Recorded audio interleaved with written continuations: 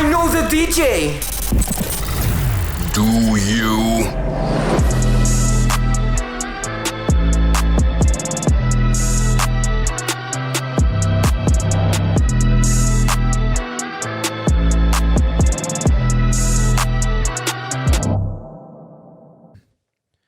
Welcome to episode 27 of But I Know the DJ, a podcast discussing all things DJing, music, nightlife, business, and pop culture through the unfiltered opinions of host SNAX, aka SNAX Russo, powered by Dope Entertainment and our sponsor Anchor. Usually I shout out our black-owned business of the week, but we're doing something a bit different this time. I want to direct y'all to Arabs Against Oppression, a multicultural nonprofit community organization with the mission of building community and empowering individuals to advocate for social equity. They are currently accepting donations. Check them out at arabsagainst.org. Now I want to introduce our guest for today's episode, co-host of It's Not That Serious podcast, former creative director of Listen Up Clothing, chair of community partnership and engagement of Arabs Against Oppression. We welcome Youbie Abdurrahman. Welcome. What's going on, D?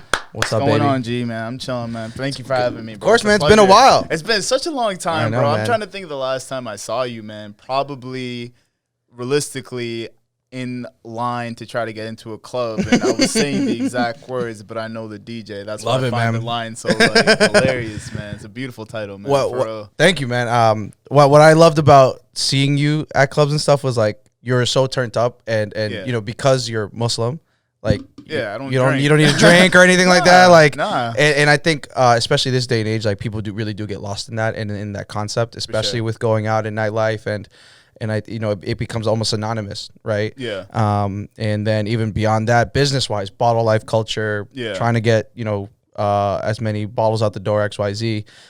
Did you feel that it was difficult to go out as like a young man? Not at all, man. For me, like, growing up in my environment is just like I was always around turned people, very like extroverted people who are just all about just sort of having fun and having a good time. Where it's just like when sort of I got to the age where people around me were starting to drink, I'm just like, I know religiously that's like not my prerogative or whatever. So I'm gonna just make the most out of my own situation, make sure that I'm still comfortable doing me. Like, I'm not going to try to fake who I am. That's something I knew for a while, and that's something that I've been coming back to a lot the last year or so, especially the pandemic, because it just forced so many people to just have to, like, deal with themselves, which that shit's hard, man. Looking yourself in the mirror and saying, like, who are you type deal. That's a very hard discussion to have with the self. Yeah. You know what I mean? And, I'm glad that that's one thing in my life that I never had to, like, thoroughly question or whatever. And I think Muslims and just like Islam in general, very misunderstood concepts, especially in the United States. Yeah. Are there kind of difficulties that you've had just growing up? I would say that you don't necessarily look like what most would say is a stereotypical Muslim, right? Unless I'm like in Philly or something. Just Oh, really? Homie look Muslim. Yeah. Man, Philly's all black Muslims or whatever. Oh, really? Yeah, Philly's crazy. I've never been in Philly, but that's just sort of like that's like the known, thing. Yeah, known about Philly. But growing up Muslim, I feel like the misconceptions around it are just like, I feel like a lot of people, especially here in the Northeast, used to sort of, post 9/11 associate it as something violent or something like that. But I feel like a lot of people are just getting away from that right now, recognizing that, 9/11 world created this whole propaganda against what Islam is and what it isn't. But, I think the last few years, things have really turned around in that regard. And for the most part, I feel like Muslims today are getting a better image, especially in the media. But of course, like, that rhetoric still exists amongst especially more, I don't want to say necessarily conservative groups, although it is more conservative groups, but that rhetoric of like Islam being bad, Islam being too Eastern, that definitely still exists. But I don't think it's too prominent here where like we live. And there's multiple celebrities and public figures who've become Muslim or Kyrie, shout out Kyrie.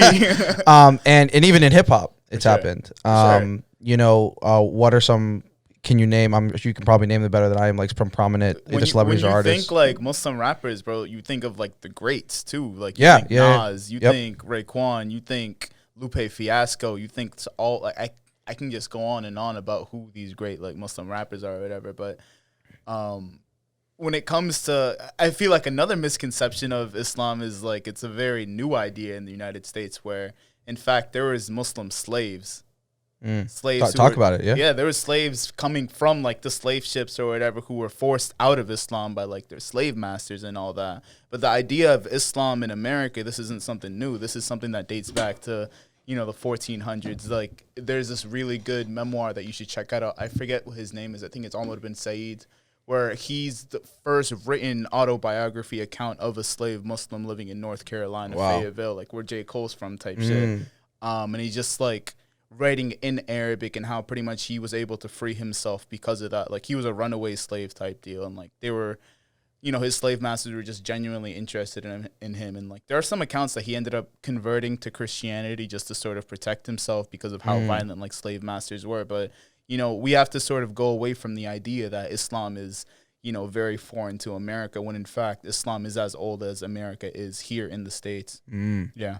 That's dope. Yeah. And we're in the midst of Ramadan as well. For sure. Just right now, man. just offered Youbie a bottle of water like an idiot. Declined it. Yeah. He was just, and he gave me that like that very basic answer. Not even water. Like, you don't understand how many times I hear that a day, bro. Like, not even water. Yeah, I mean it's just because it's difficult, right? Yeah, and I mean, but you're used to it. Yeah, it's supposed to be a struggle, man. Like, yeah. When you think of what Islam is, you think of the word jihad, which of course has such a negative reputation to it now post 9/11 in America. But jihad literally means to struggle. And the best of all struggles in Islam is jihad an-nafs, the jihad of within, sort of just having to deal with yourself and confront yourself with certain things. And, you know, fasting is just one of those things where it's just like you sort of need to, you know, abstain from food, abstain from, you know, water, drink, whatever, abstain from like sex, abstain from smoking, like that's not easy. Those are things that people literally like need to survive. Like, when you think somebody who's a cigarette smoker, that's something they do consistently because that's like a bodily need at this point. Yeah. And they're asked to abstain from that behavior from sun up to sundown for 30 straight days.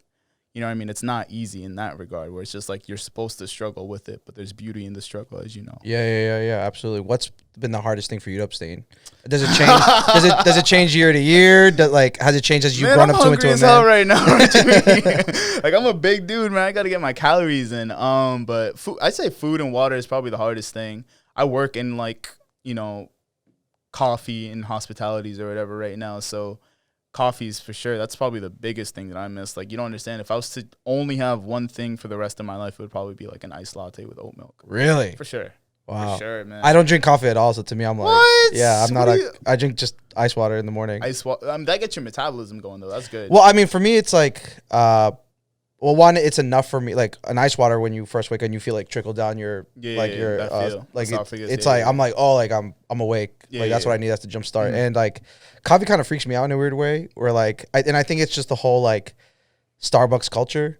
Where like Starbucks is ass. But what I mean is, like, as a teenager, seeing all these people like get the giant cups and be like, oh, like I need this, and like, and especially once I got into like corporate world, where like I would hear a lot of oh, sorry, like I'm being a bitch at 9 a.m. I haven't had my coffee. Yeah. And I'm like, no, you're just a bitch. Like, you know, and that's facts though. You know what I'm saying? Like I just would see these things and I'm like, these are less like you're using a drink to excuse behavior. And that can even go to alcohol as well, when people are like, oh, well, it was alcohol, you know what I mean? Yeah. And I find myself saying that sometimes, and I'm like, oh, I got to be better than that. But shit like that where I'm like, and it's extra calories I don't need, extra money I don't need to be spending as well. Coffee doesn't have any calories, bro. Black coffee. Yeah. But just drink a shot of espresso, bro. It's going to change your life. Well, I promise. Yeah, but like I said, like Starbucks culture is like the fucking lattes with the whatever. Hella sugar and stuff like that. Yeah, that's no good, man. Like, we definitely need to go away from that as a culture, I think. Like, Starbucks in general, bro. Like, the one thing I say, even though I work in corporate coffee, I don't want to talk about it.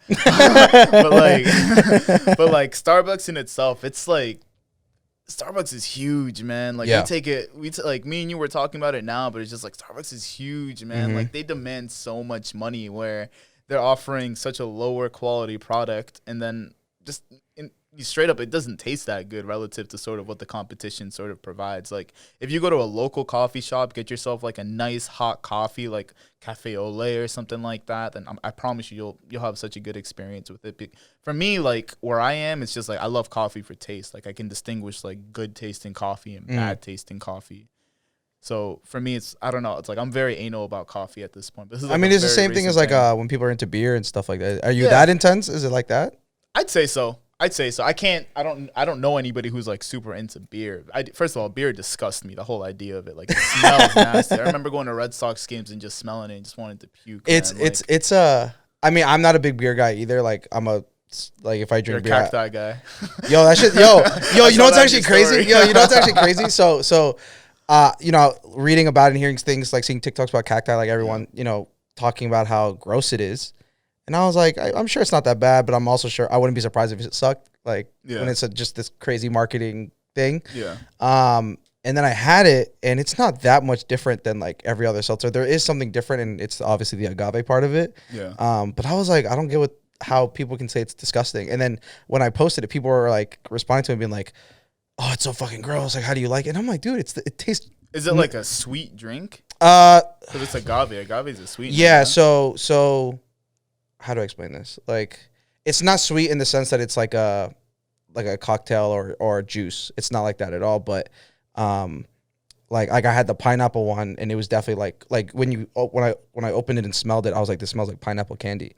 You know what I mean? Like, it very much came. Yeah. It was very upfront, and definitely tasted like pineapple, like no question. I had the lime one too, but that was very neutral. Yeah, being a seltzer and agave and everything.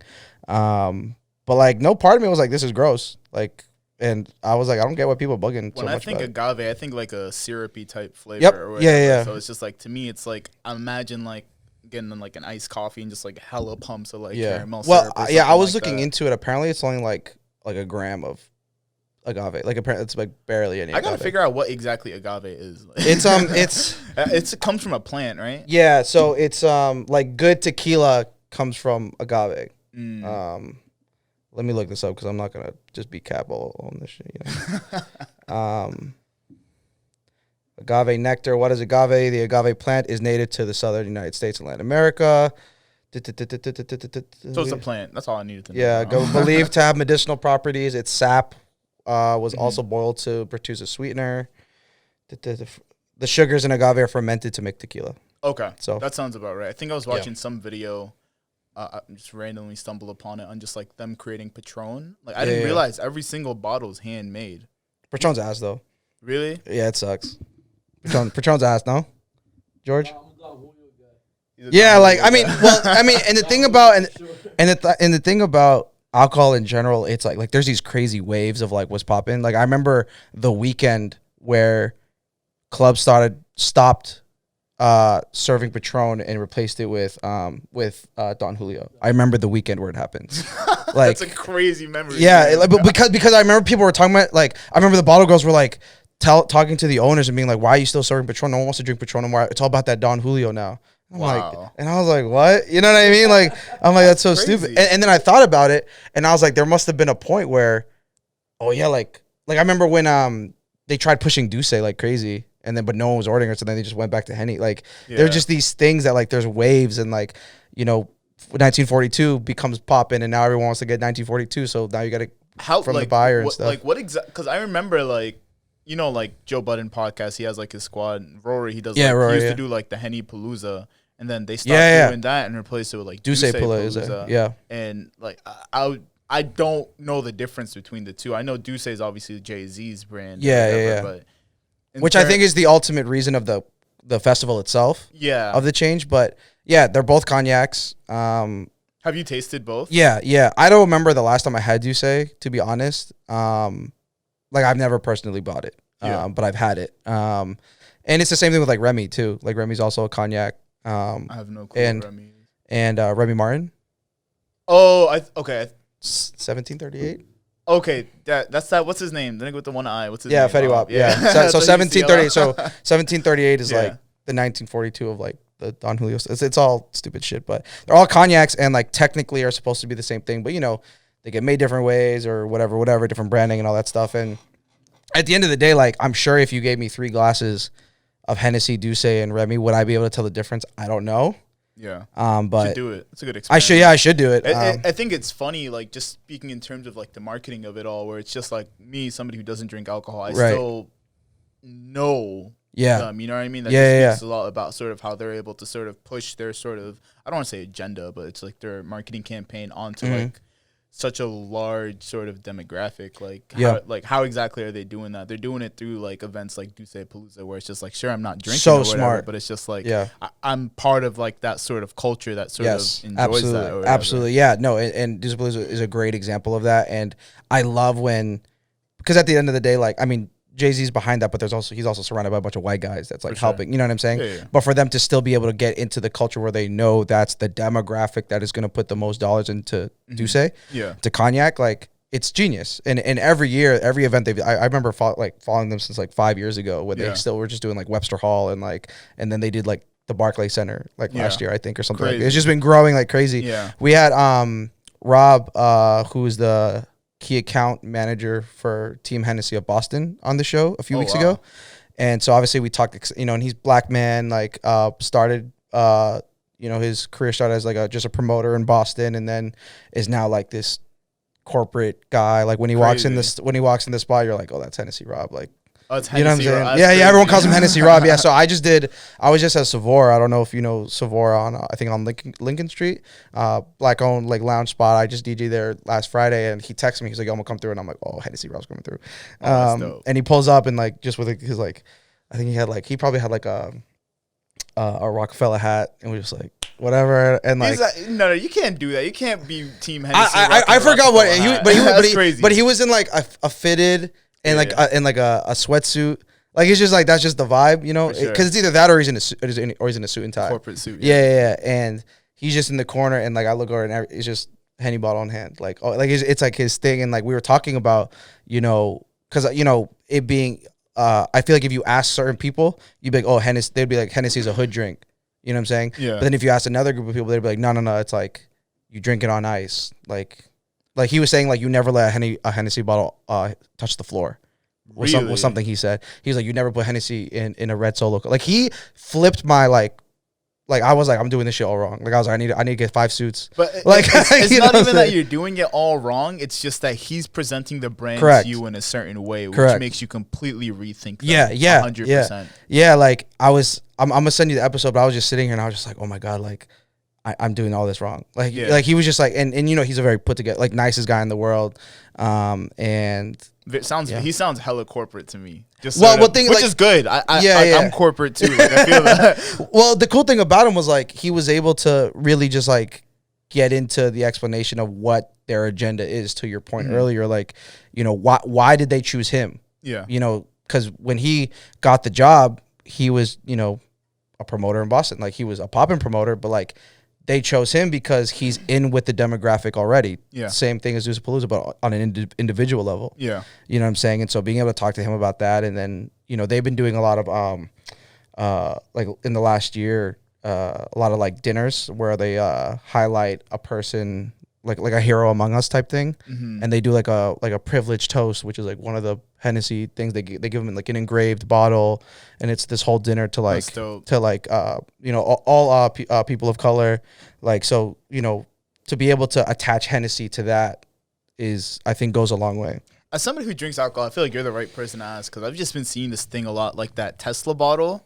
Oh, like, yeah. It's, I mean, it looks dope. Yeah. So I am not gonna lie, I am the right person to ask this, because I have like my little bar set up at the crib, and half the bottles, like, I don't drink at all, but they just look fucking cool. Like, I really want that Tesla tequila. Yeah. But and it, I'm not this deep in it, and I'm not gonna pretend like I am, but there's something to say about, like, kind of how you about coffee or someone about beer. Like, if you get into liquor and like know how to mix them because they make certain things, or like the aging of them and all that stuff, and then even the craftsmanship of the bottles, like, that's something I've been getting into as I got older, like God, money and stuff like that. For sure. And some of the shit, like, I just have just because, like, I like to get, it looks fucking cool. That's how I am with sneakers, bro. 100%. Yeah. Great point. I'm holding like a pair of sneakers in my hand, and I'm just like appreciating the leather or whatever. But if somebody else sees them, it's just like, dude, they're just a pair of fucking shoes. But it's like, no, there's so much more to that. There's storytelling behind it. Like, there's an actual craft that went into this. Yeah, and I think you can make that argument for so many things, right? Sure. Like, everyone has their thing or their hobby or whatever. That's actually, I would love to talk about sneakers.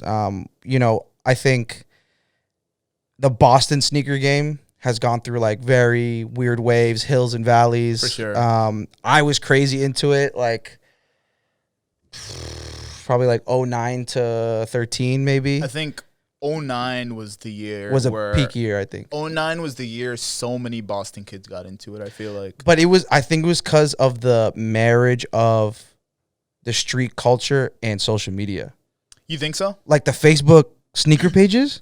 Yeah, I'm still part of those, man. Yeah, I am too, and I'll randomly get a notification, and I'm like, "Oh, y'all are whack." Like, no, in a different way. No, in a different way because of what I know it used to be. Yeah. Because now it's like, now it's the reseller shit. It is the reseller. You see what I'm saying? It used to be a lot for the love of the game. Yes, man, yes, sure. yes. And that's a great point that you bring up. Like, I think back to sort of where my origins are in terms of sneakers. I think back to being in 6th grade. I went to the Martin Luther King School for 6th grade before I went to BLA. Word. And just sort of seeing like how I remember my first day of 6th grade, I was wearing Heelys.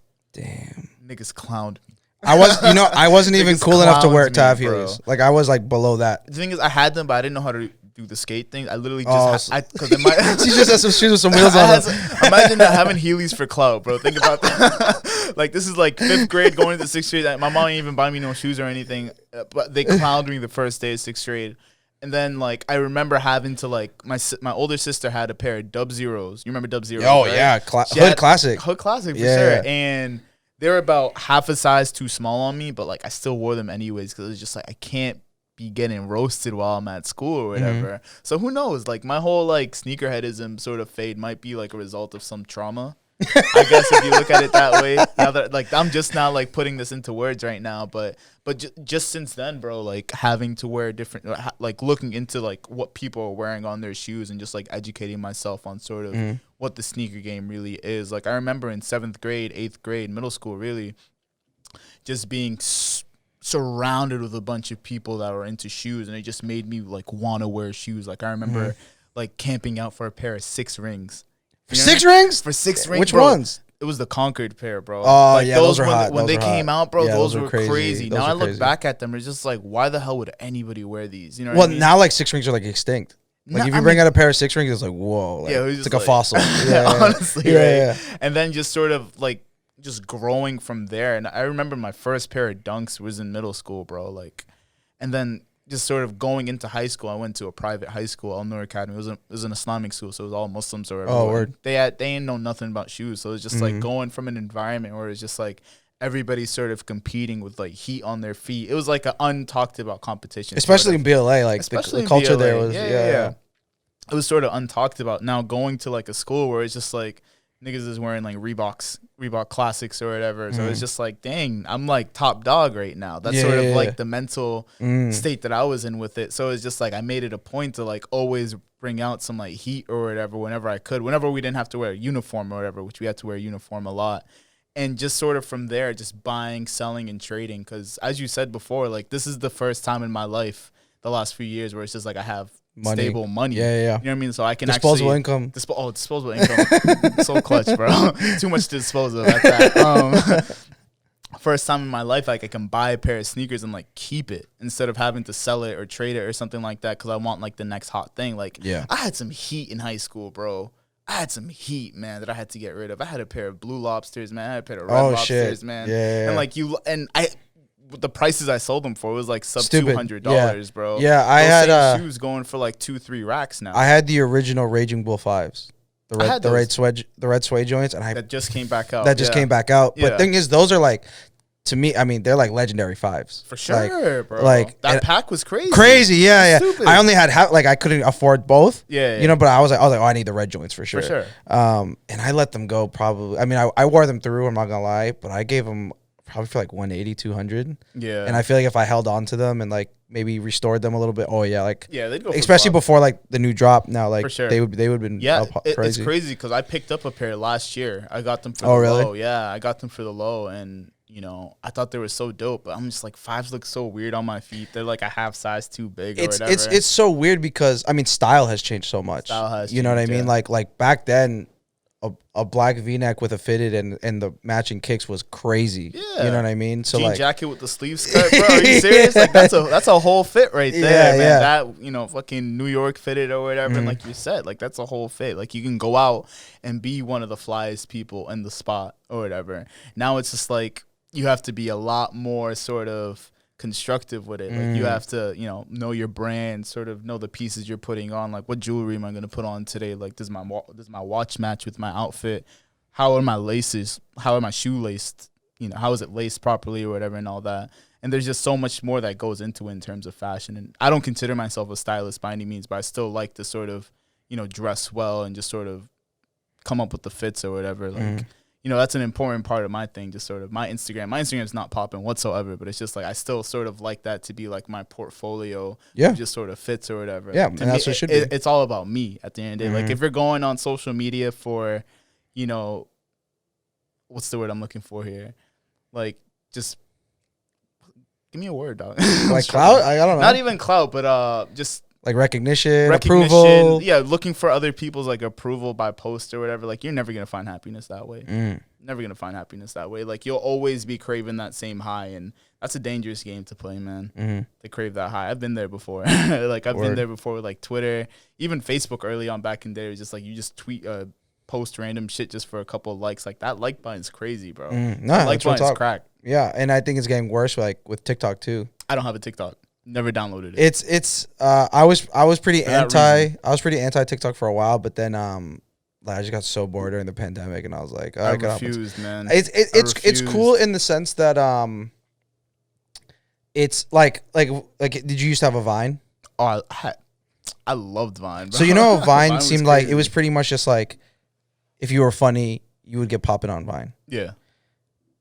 On TikTok, like you can be informative. Like you can do hacks, you can do like it's really like there's something for everything. Yeah, and which I think is like I follow Neil deGrasse Tyson, and he'll just do like yeah, you know what I'm saying, like and people ask him questions like can like one that just dropped was like can a black hole suck another black hole, and it would just be Neil deGrasse for a minute just like talking about it being all Neil deGrasse Tyson. Are they all 1 minute long? Is that the longest you can make a Vine? The longest is a minute, but yeah, the longest is a minute cap, but. Rare. I mean, depending on the kind of content you make, like, people, you can do 15 seconds, you can do whatever. Yeah, I think my whole thing with TikTok is it's meant to be super addictive. Yeah. So for that reason alone, like, it is absolutely. You think back to like the Trump administration last year and how they were like so adamant about TikTok finding a U.S. buyer, they're gonna take it off like the App Store or whatever. Like, do you realize why that is? Like, so it's extremely. I mean, it's not about the content, the people that are putting out. It's more so about making sure that algorithm, that like sort of swipe up and new content algorithm, lived in the U.S. Like they actually wanted that because that shit they found out is literally crack, bro. That's like Ronald Reagan type shit, bro. There was that popular like social media. I don't know if documentaries are, but like documentary on Netflix that dropped. Within the last year. The social dilemma. Yeah. Did you? I think it talked a lot about that. Yeah, I watched that. I mean, it was okay. Like I thought it was kind of corny. And I thought it was corny too. Like the reenactments of like no, nobody has a white family like this. Like, when's the last time you had dinner with your family like that, bro? Like tell me. There's something I was like, I see they're trying to paint the picture. But like, I get it. Like in that sense, it was just like, I mean, you could have done a better job or whatever, but. Like who's gonna lock up their kid's phone? Like I know. Yeah, I know what scene you're talking about. 2021, nah. Yeah, it's not gonna happen. 1000%. Yeah. No, I felt like it was a pretty good graphical informative. I think it was super cool. Like you had like these sort of, higher ups from like Twitter's, Facebook, Google's, and all that. Sort of speaking about it. Like, okay, these people actually know what the hell they're talking about. Like these aren't opinions anymore. These are actual facts. Being talked about. Sort of the addictive nature of social media. Right. Yeah. I mean, it's pretty wild, and but the cool thing about TikTok, I will say is, how do I explain this? Like you discover things that you didn't know you wanted to discover. Yeah. Like there's this one thing that you would appreciate. That I guess there's this guy who like collects vintage shit. Oh, love it. And his he's just like this kid. He just like he'd be like, hey, like here's my fit for today. I'm gonna go skateboard, and then it shows him skateboarding. Like it's very simple, wholesome content. Yeah. And there was this one thing where he shows. A college dropout tee, And he was like, yeah, this is actually the most expensive piece I had. It's like, I bought it for like $1,400. Wow. And there was a comment that was like, why is it so expensive? And he made a video specifically explaining why. And he goes, so obviously, you know, this is from the first album, blah, blah, blah. And I was like, okay, cool. I knew that, whatever. The tag, it was like the stamped, like college dropout. And I was like, so this is real shit. He turns it over and it shows like the date. He goes, this is actually the first ever Kanye West merchandise ever. That's sick. Which makes it is why, and he go, that was like how like the last fact he gave about, and he goes, that's why it was $1,400, and I was like, fuck. That's I was like that shit that like I'm glad I found. Yeah, you know what I mean. And it goes back to the fact that I feel like one of the first things me and you sort of on an individual level sort of bonded on was Kanye. Yeah. You know what I mean? Like Kanye is like to me like the greatest artist ever. Yeah. Kanye is a freaking genius. Like I've been rewatching a lot of his like interviews lately, and I was just like, his foresight is ridiculous. I get in those waves sometimes too. His foresight is ridiculous. Yeah, I have like good music. Oh, that's tough. Yeah, I never even noticed that. That's so tough. There's only one person ever who was like, that's good music, isn't it? And I was like, I'm mad because mad people are like, oh, like what's the angel for? And I like sometimes it depends who it is, but like I'll avoid like explaining what it is. I'm like, oh, it's an angel with some roses. That's just so tough. Some Latino shit. Yeah, this is the good music angel. That's so sick. It's a great time. Are you gonna color it or are you gonna? Nah, I'm doing all black and white. Like I got Hercules is my favorite Disney movie, so I got. Honestly, my favorite too, bro. I love Hercules. So I know all the songs. Low key. Yeah. Oh, slaps for sure. So I got the symbol of the gods there, and then I actually just got a new one on my leg that's healing right now. It's the national bird of Guatemala. Oh, fire. So when it's all said and done, I'm probably gonna cover both my legs and then probably cover this. So I obviously would never do tattoos, but if I was, thighs for sure, bro. I think thigh tattoos are fire. Yeah, especially because I'd be wearing high ass shorts. Yeah, no, for sure. Like me too, and like I also like don't like how my legs look, so I'm like I'd rather just cover them. For sure, that's valid, bro. Yeah, that's valid. But I don't know how. Kanye shit. So Kanye. I was reading that they're coming out with like some crazy documentary. Of like that they've just been like recording like his last like 20 years of fire. Like that's like some Last Dance type. Yeah, shit, exactly. Yeah, it's gonna like I've been saying this for years. I probably said this to you a million times. I'm sure you feel the exact same way. Like one of those dudes like Michael that like people clown him and talk about how crazy he is or whatever. But like when he is gone, his fucking farewell tour is gonna be so insane. No, Kanye is somebody that I feel like he's just so polarizing that I don't even know if he'll ever even get that. To be honest, and I feel for his cult following though, that'll be there at such a big degree that it's just gonna make up for everything. Like I think Kanye and just sort of what he's been about the last few years, it's turned a lot of people off, man. Oh yeah, like it's definitely turned a lot of people off. Last year's there's many moments where I was like, fuck, I can't defend him. Like it's so hard to defend him. And like people would text me like links and shit and just like get your defend mans. this. I'm just like I can't. Yeah, you know can't. I really can't. Nope. And to me, like now I'm just at the point where I'm like, probably 2016 is like it's like anything before that. Like I'm riding to the wheels fall off. Probably. Dude, honestly, like I'll tell you this: as a Muslim, bro, I've been listening to that Jesus album a little bit. Yo, that shit go crazy. Man. I forgot. Crazy. I forgot who I was talking to about this with, but I think the thing that killed me about that album was like, I just wasn't expecting it. Yeah, and like his rollout with it, with all the Sunday service stuff, where he's doing these amazing gospel covers of really dope songs. Yeah, where I'm like, this is what it's gonna sound like. Mm-hmm. You know what I mean? Where you know where you hear the gospel version of like Back to Life, like, and I'm like, oh my god, and Father Stretch My Hands, like these things where it's like that's the way it should have been almost. You know what I mean? And then I hear the album, and it's like, when's the last time you heard it? Probably when it came out.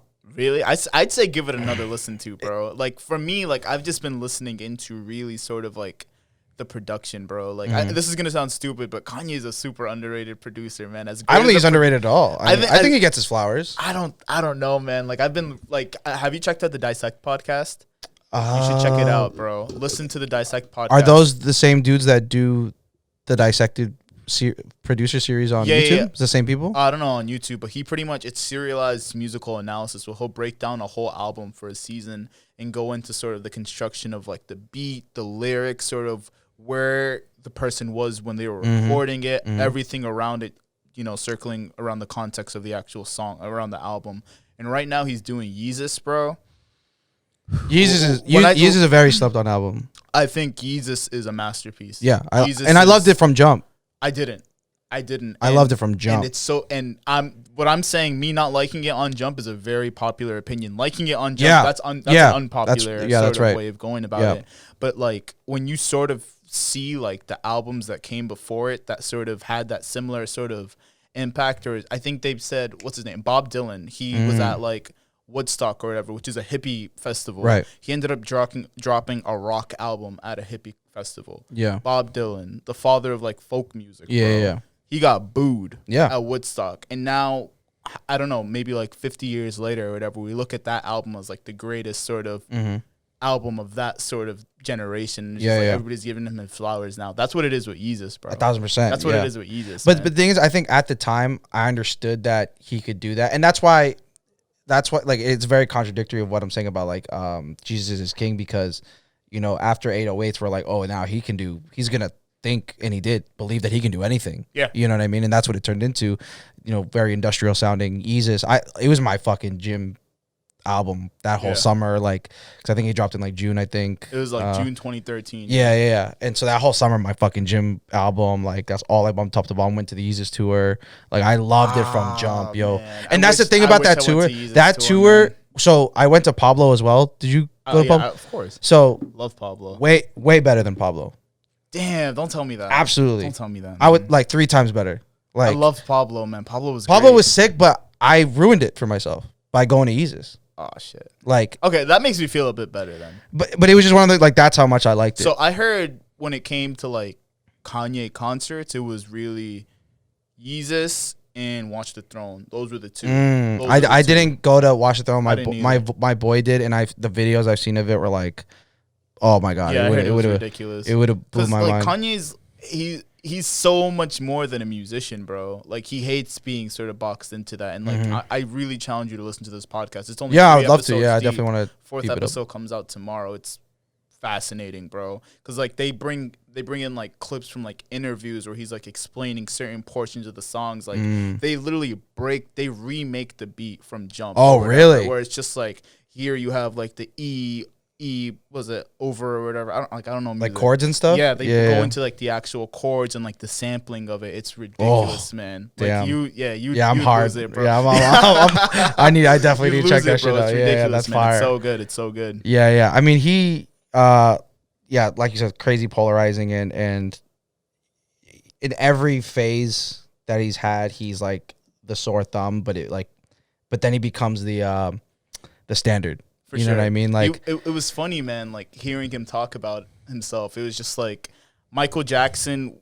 He broke so many barriers. You know, he was on MTV at a point where it's just like he had to fight for his music videos to be played because he was too urban or whatever. Like Michael Jackson urban, bro. That's wild. That's just because he was black. And he was saying like Michael Jackson hit a glass ceiling at the end of that, and I'm breaking that glass ceiling that Michael hit.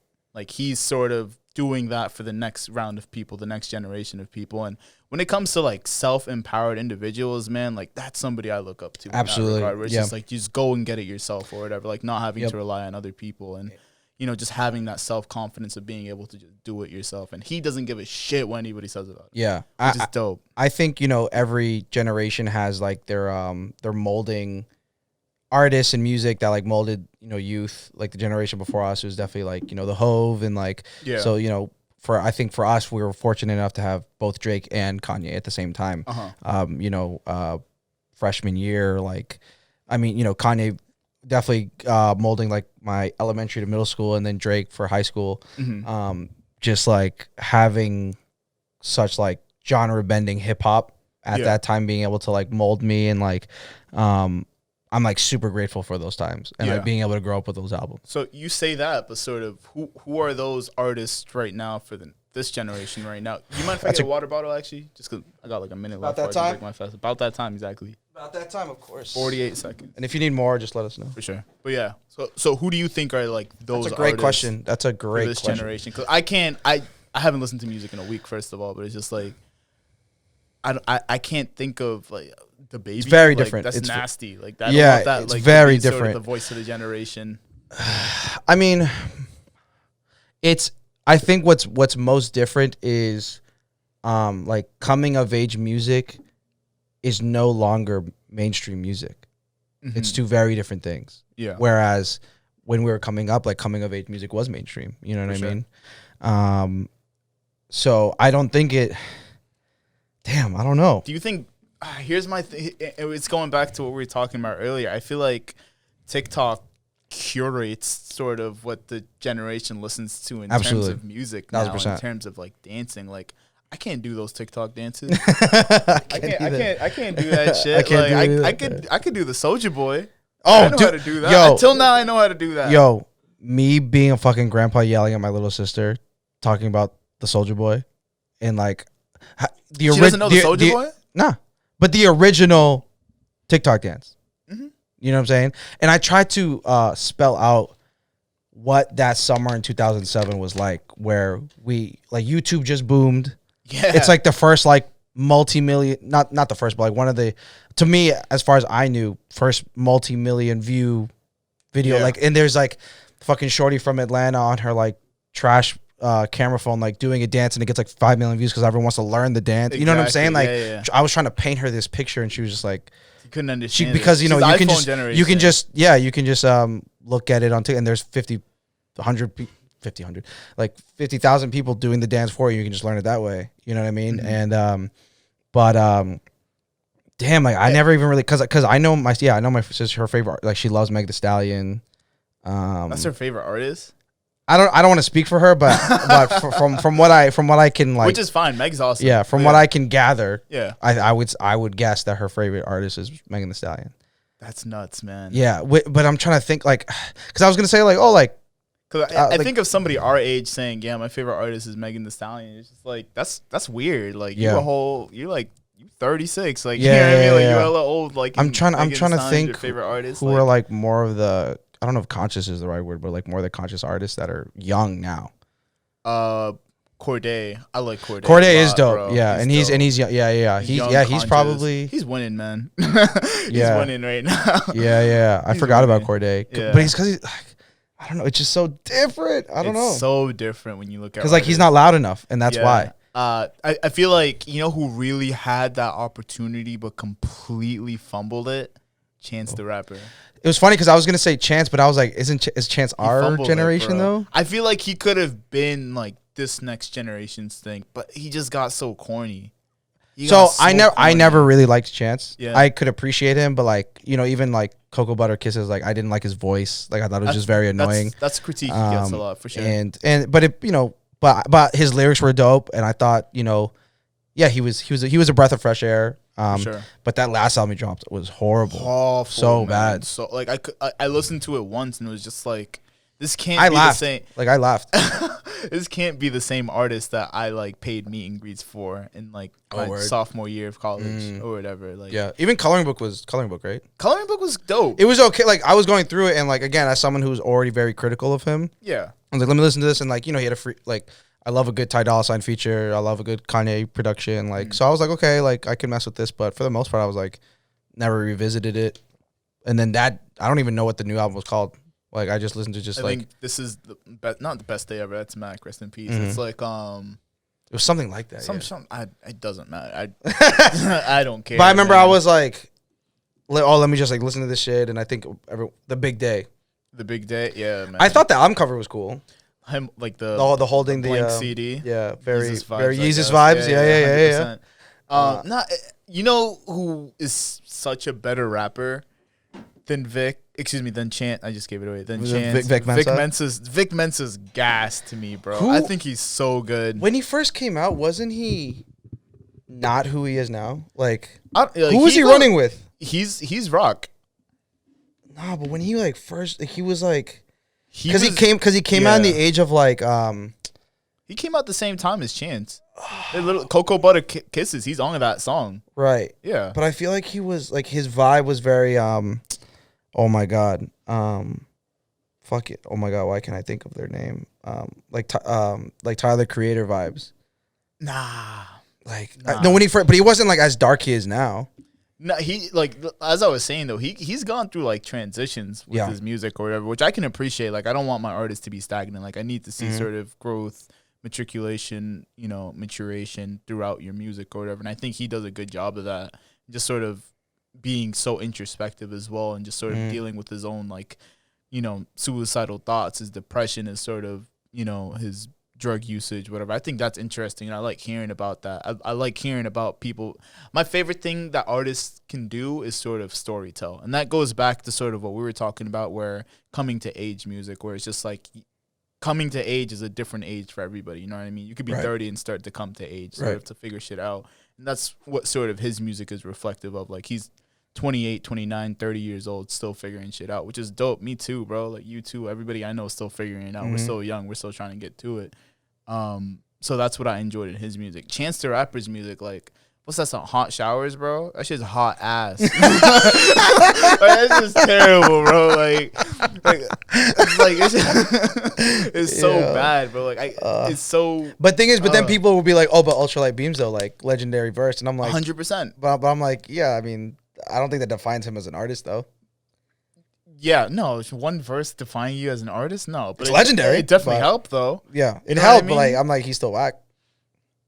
It's hard for me to call Chance whack, though, because, like, you have, 10-Day, Acid Rap, and then Coloring Book. Those are 3 straight good projects, you know what I mean? But after that, it's just, like, what else have you done? Like, that one album, that was his first album, quote unquote. That Coloring Book was just a mixtape. It was a mixtape. Oh. He dropped it for free, man.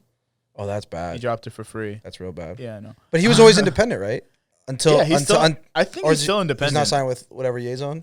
Nah, I don't think he's signed still. I unfollowed Chance a few months ago, bro. You ever see the clip of Kanye, like, screaming at him? No, what? Yo, there's this crazy clip. I'm gonna send it. It's gonna take too long for me to find it right now, but it's this video where it had to have been during the record of either Ye or Jesus is King. Yeah. And Chance was chilling up there with him in the studio, whatever. And there's this video where, like, Kanye's, like, sitting on a couch or whatever, and he's just, like, they're listening to the music, and Chance comes up to, like, behind him on the couch and, like, whispers something to his ear or whatever.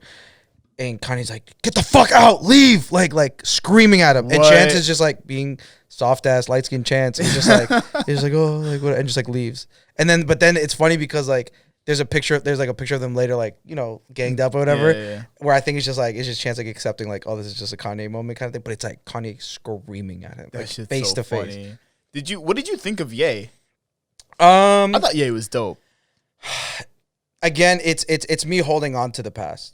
You know what I'm saying? Like it's what a way to put it. It's just like when I remember it dropped and I was amped. I woke up like 8 a.m. For sure. It was the second one because it was Pusha T that dropped the week first, and then that which was awesome. Yeah, Pusha T. That was one of my favorite albums that year. Oh my god, Pusha T deserves so much more. He deserves this. We got to give Pusha T's flowers for sure. Oxymoron should have got a Grammy. Oxymoron, not Oxymoron. That's cool, but that should have gotten a Grammy too. Yeah. Now I'm confusing it. My name is my name. My name is my name. Should have got a Grammy. 100%. I thought Daytona should have won a Grammy too. It easily could have. Yeah, I forgot because it was going up. It was going up against Scorpion, which is also trash. We're gonna get into Drake in a little bit. Okay, but yeah, so I was amped. Woke up super early to listen to it, and I play, and it's like, I had a dream about killing you. Or whatever. It's like how it opens, right? Yeah, I thought that was hard. At first, I was like, okay, like this is crazy. Like but then like that was the song. You feel what I'm saying? For the most part, bro, it was too much. Ghost Town, bro. Are you serious, bro? Ghost Town goes dumb, and then Violent Crimes right after it, bro. It just wasn't. That's like a whole letter to his daughter, bro. Like that's tough. No, yeah. So first record, I thought about killing you. Yeah. Then it goes into all my. No, sorry, I'm wrong way. Yikes is cool. Yeah, he's just like his mental illness is superpower. That's tough. Tough. Yikes is cool. All mine is all mine. What's the one after that? And then it's Wouldn't Leave. No, that's That's tough, man. Because that's not that one. Because that one has not Sampha. Is that Sampha on the feature? Sampha's not on any of. Yeah. Who's that? Who does that hook? I don't know. I know PND's on the album twice. Yeah, he's on it twice. So that's Wouldn't Leave. So that's after All Mine. That's record 4. No Mistakes is number 5. Ghost Town is 6. Violent Crime. No, the song you're thinking about was on Kitsy Ghost, wasn't it? No, it's not. That's on Ye for sure because Cuddy's not on that song. I'm not seeing that song anywhere. I think it's like the third song on the album. I gotta look it up now. The third song is All Mine. Yeah, it's All Mine for sure. That's what it is? Yeah. Oh. Yeah. Who's the fucking... Oh, vocals from Ty Dolla $ign and Ann Clemens. Oh, and he's also on Jesus is King too. Yeah. Yeah. Yeah, I mean, that song was cool. I don't know. Like, it just all wasn't enough for me, to be honest. Yeah, no, I don't know. I've been, like, so deep into Ye's discography lately. Like, I've just been, like I said, I haven't listened to music for, like, the past week and for the rest of Ramadan at that. But just, like, re-listening to sort of his catalog of music, you sort of see he just does what he wants. You know what I mean? And, like, at the same time, there's so much creative process behind that. You know what I mean? Like, as somebody who's not into music, like, you could speak about this more than I can for sure. But just knowing how much work goes into each individual beat and how much of a perfectionist he is and how he wouldn't put something out unless he believed it to be a finished product. Like, when you put all of that together and, like, you actually listen to the construction of the songs, of the beats, of the lyrics, of everything, even if it seems half-assed, it's not. It's, like, intentionally that way. Yeah, that was something I was going to say. So while you were saying that, I was like... Because especially within the last 2 or 3 albums, like, it seemed way more stripped down in terms of production. Way more minimalist. But that's the complexity of the production. You know what I'm 100%. saying? So, like, you think of something like Flashing Lights, which is so much going on and is so, like, just sonically, like, advanced and, like... all of the lights, too. Yeah, like, things like that where you're like, these are layers and the way, like, the different vocalists he has on it, XYZ. And then you get, like, into stuff that's, like, on Ye or even Kids See Ghosts where it's, like, way more stripped down. But if you think about it, to your point, is, like, that's what's so complex about it. 100%. You know what I mean? And that's something that I definitely was able to understand. And, yeah, I think you got it right on the nose there. Yeah, no, I challenge you to just, like, re-listen to it and just sort of see if you can appreciate it again. Because for me, like, that's what I did. Because none of this thinking is off jump for me. Like, I definitely was, like, very critical of all of those albums when I first listened to them, but giving them another listen and just sort of exploring them through a new lens, you just sort of start realizing different things.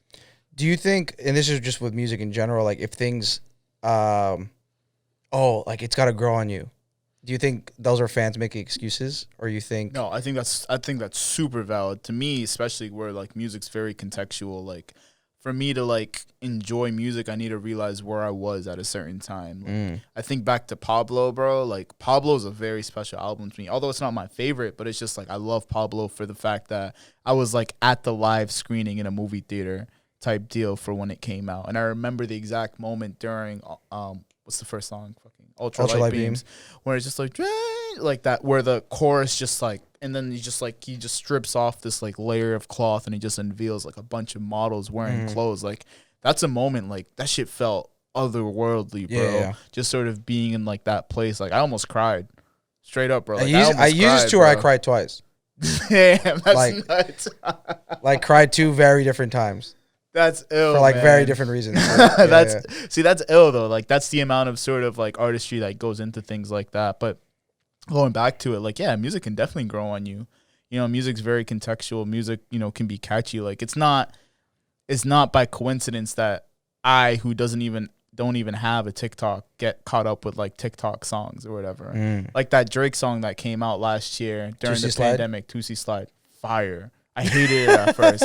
I was listening to it a few weeks ago. And I was just like, yo, this is kind of fire, bro. Like, you got a little dance with it and everything. Like, okay, hold on. Like, he was onto something. And, like, moments like that, they're memorable. And, like, you can sort of associate them with a certain time. Like, I'm always going to associate 2C Slide with the early pandemic. Word. You know what I mean? Like, he sort of solidified himself with that. And I don't know. There's plenty of examples that I can give. But like I said, like, music's just contextual with me more so than anything. And it's just, like, especially with, like, who you're listening to the music with.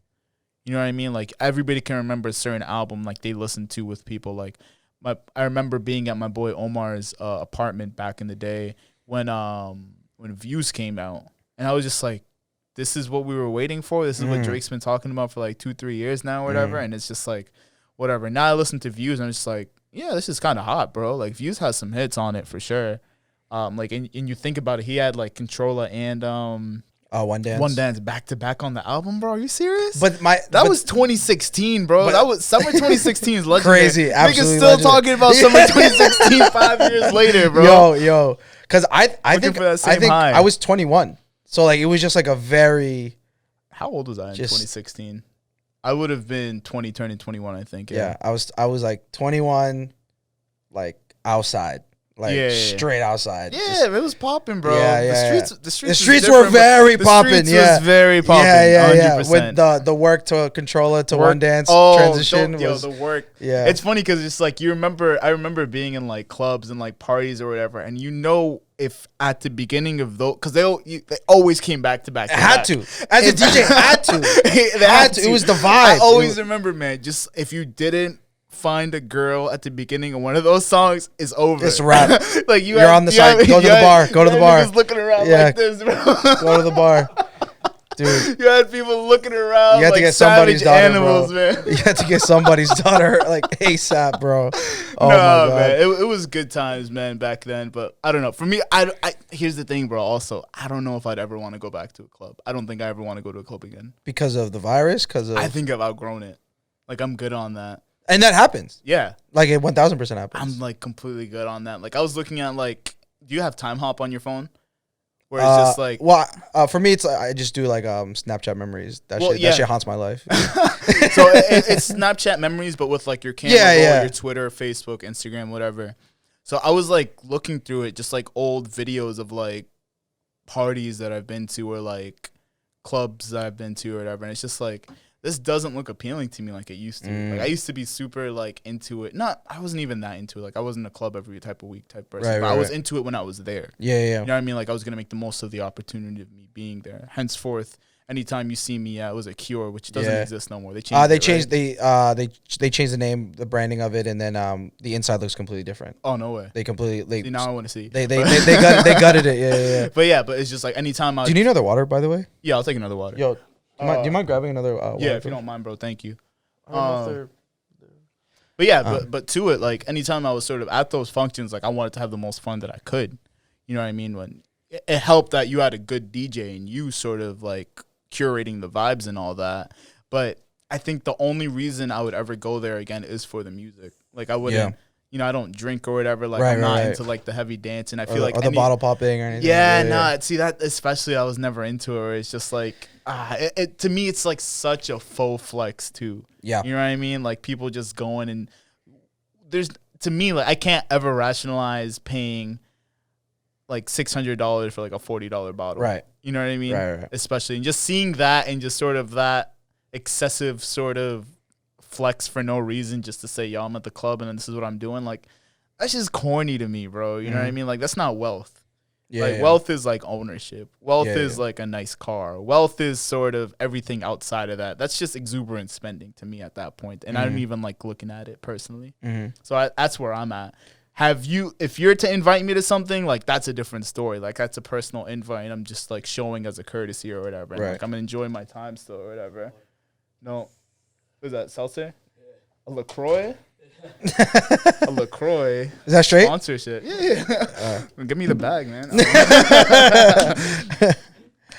But yeah, I feel like that's the only time that I would ever do something like that. Yeah, I mean, you're definitely not the only one in that boat, and it's not even, even religion or what you do, or not do aside. Like, there's plenty of people that feel that way. And Boston is tough, especially because there's very limited options. Like if you go to like, especially for POC sort of driven environments. 1000%. You ever been to DC? Yeah. So, I love DC. Yeah, love DC. DC has so many options where it's like U Street, bro. There's you like been to U Street? Yeah. So there's like the bottle popping area, and then there's like the spots that are like there's no tables, there's no bottle service. It is just about the music and it's about dancing. Yeah, bro. You know what I mean? And Boston is very limited in that.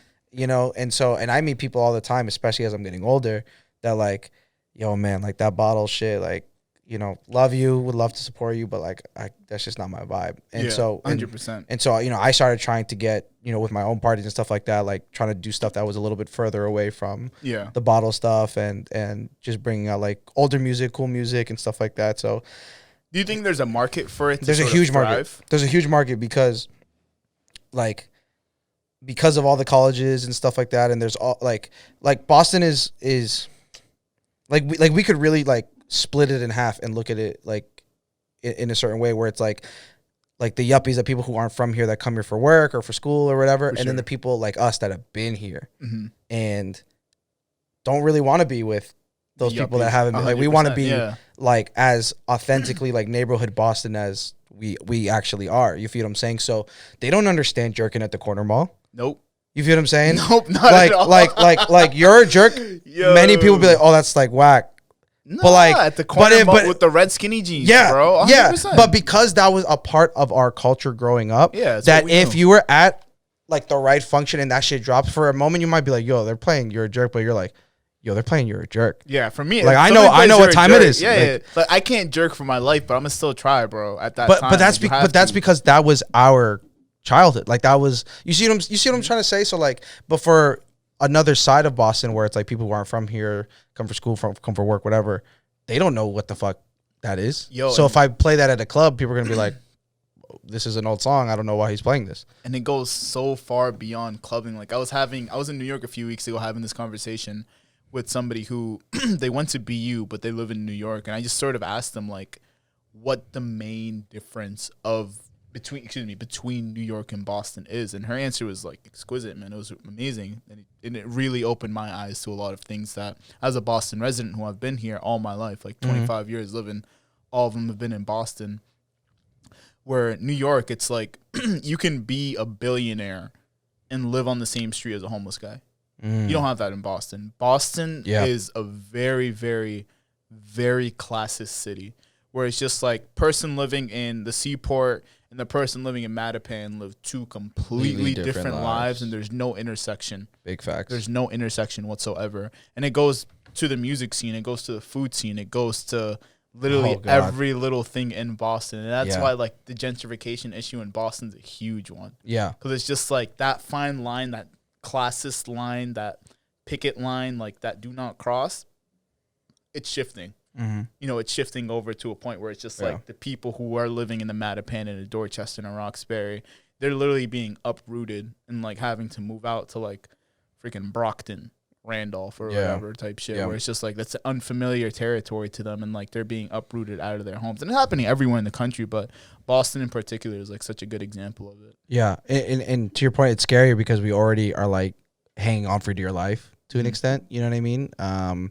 Like for Rosendale, like Forest Hills area is crazy. Is you know crazy. They have the new apartments up I think like 2 new complexes at least right on Hyde Park Ave. So there's the one that's on Hyde Park Ave, and then there's the one that's past Forest Hills headed to like Eggleston. Yes, yeah. 100%. So there's those two where like you know that's surrounding Forest Hill Station, where it's like, and they redid Forest Hill Station, which they should have done a long time ago, and I was happy that they did. They took down that bridge too. So they knocked down the bridge, and so like there's like this whole block of like Rosendale-ness that like 5 years ago did not look like that at all. Like going to Forest Hills 5 years ago was like, not that it was like necessarily dangerous, but it was like you see some like hood ass people. You see some ignorant ass kids there. I've seen some people get their ass beat at Forest Hills.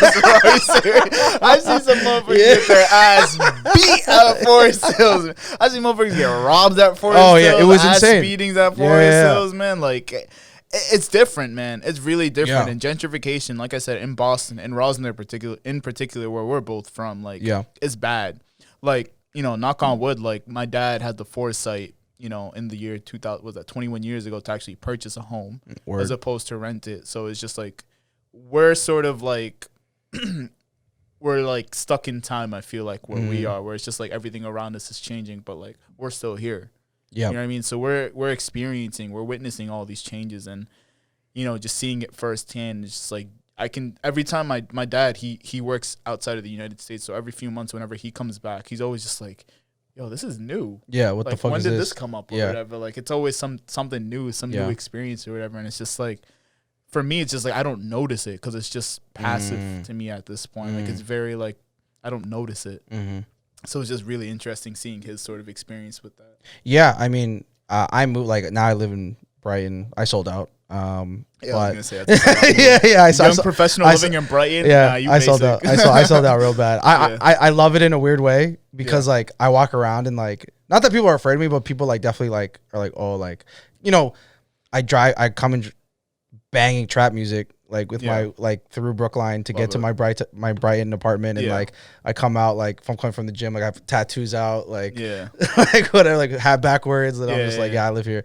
But when I do go back to Rosendale, like I even notice I'm like, damn, like Archdale area, or I'm like, yo, like I feel like this is one of the last little neighborhoods like holding on to it. About Archdale too. I was just like, it was funny because my mom was asking about the Olympics, and she was just like, wasn't the Olympics supposed to be in Boston? I was just like, what do they want? Like, you want them to like knock down Archdale for like some multi-stadium like sort of setup?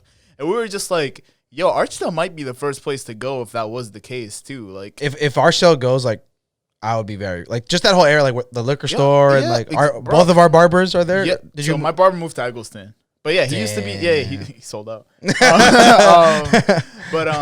I still go back to my man's. I still go back to Rosendale and because he moved my guy. But yeah, you're right. We both our barbers are in Rosendale, but it's just it's interesting, man. Because like growing up, I used to go to the Archdale Community Center. Like that used to be my spot. Like that's where I learned how to play basketball. Like that's where I learned that. That's also another place where it's just like sneakers became such like a prevalent thing to me in my life. So like that's an important place to me. But you know, hindsight, like if they're gonna break down anything, bro, like it might be like Archdale, Fawndale.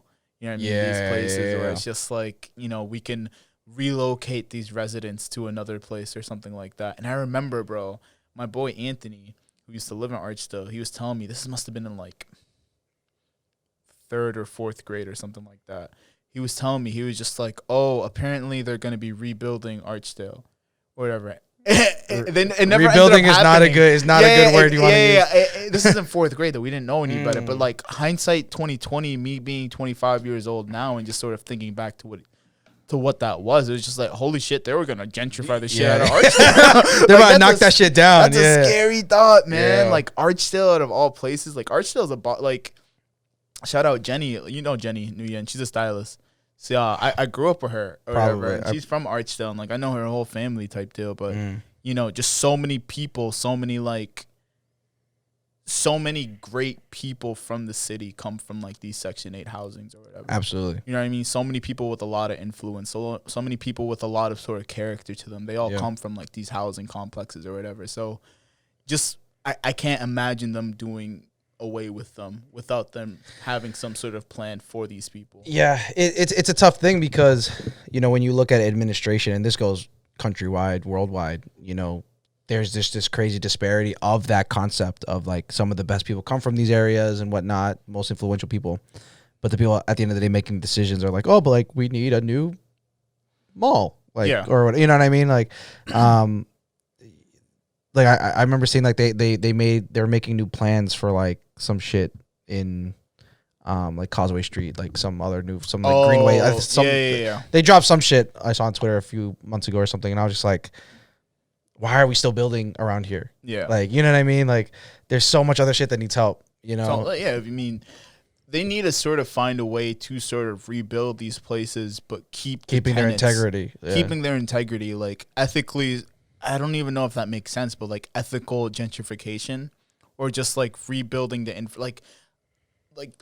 I need to look into it more, but like Biden's like $2 billion like infrastructure plan, like what goes into like actual local communities with that? Like sure, you're rebuilding like highways and stuff, but what about the communities where people live? Like housing is a big issue. Like I think there's like I don't know the exact number, but like X amount of homeless people in the United States, and then like the amount of like vacant housing, unoccupied like housing double. is like 4 times that amount. Yeah, I saw you know that. what I mean? Like that's a disgusting statistic to have in the richest nation in the world. It doesn't make sense. Yeah, it doesn't make sense. Juxtaposed to a country like UAE, United Arab Emirates, where my cousins live, where it's just like it's illegal for people to beg on the streets. It's literally like you'll get arrested if you beg on the streets. If you need assistance, you go to the government and they'll provide it for you. Not to say that homelessness and poverty don't exist in those places, as well as unethical working conditions, but it's just like that at a minimum is sort of what a government should be doing. Oh, absolutely. Absolutely. Yeah. I mean, it's something beautiful to say, for us to be able to be adults and have this conversation and being from there and being able to like look back. And I think, I'm grateful. I'm sure you are as well. 100%. But that's why it is difficult for us to see these things. Cause it's like, it's not to say that those areas produce bad people. Yeah. You know 100%. what I mean? Like I think we both do great things as adults and we're, good dudes that want to give back to our communities in whatever ways that we can. Yeah.